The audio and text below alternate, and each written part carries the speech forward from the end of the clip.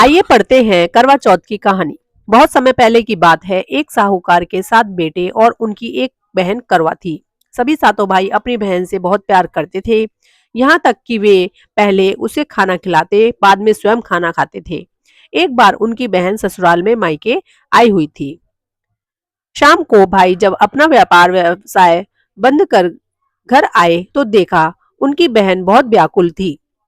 सभी भाई खाना खाने बैठे और अपनी बहन से भी खाने का आग्रह करने लगे, लेकिन बहन ने बताया कि उसका आज करवा चौथ का निर्जल व्रत है और वह खाना सिर्फ चंद्रमा को देखकर, उसे अर्घ देकर ही खा सकती है, क्योंकि चंद्रमा अभी तक नहीं निकला है। इसलिए वह भूख प्यास से व्याकुल हो उठी। सबसे छोटे भाई को अपनी बहन की हालत देखी नहीं जाती और वह दूर पीपल के पेड़ पर एक दीपक जलाकर चलनी की ओट में रख देता है। दूर से देखने पर वह ऐसा प्रतीत होता है कि जैसे चतुर्थी का चांद उदित हो रहा हो। इसके बाद भाई अपनी बहन को बताता है कि चांद निकल आया है, तुम उसे अर्घ देने के बाद भोजन कर सकती हो। बहन खुशी के मारे सीढ़ियों पर चढ़कर चांद को देखती है, उसे अर्घ देकर खाना खाने बैठ जाती है। वह पहला टुकड़ा मुंह में डालती है तो उसे छींक आ जाती है, दूसरा टुकड़ा डालती है तो उसमें बाल निकल आता है और जैसे ही तीसरा टुकड़ा मुंह में डालने की कोशिश करती है तो उसके पति की मृत्यु का समाचार उसे मिलता है। वह बौखला जाती है। उसकी भाभी उसे सच्चाई से अवगत कराती हैं कि उसके साथ ऐसा क्यों हुआ।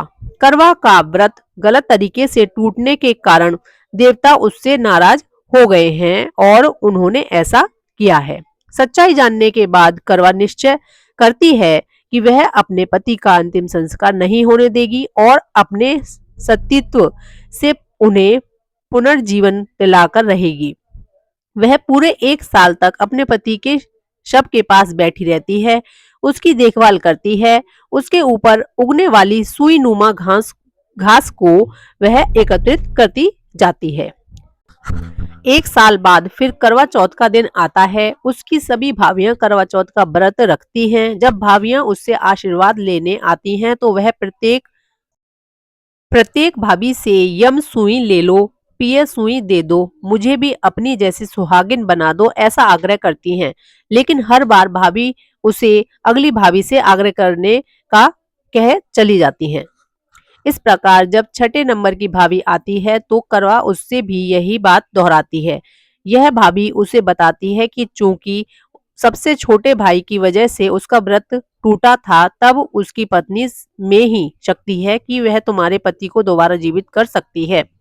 इसलिए जब वह आए तो तुम उसे पकड़ लेना और जब तक वह तुम्हारे पति को जिंदा ना कर दे उसे नहीं छोड़ना।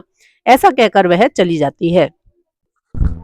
सबसे अंत में छोटी भाभी आती है। करवा उनसे भी सुहागिन बनने का आग्रह करती है, लेकिन वह टालमटोल करने लगती है। इसे देख करवा उन्हें जोर से पकड़ लेती है और अपने सुहाग को जिंदा करने के लिए कहती है।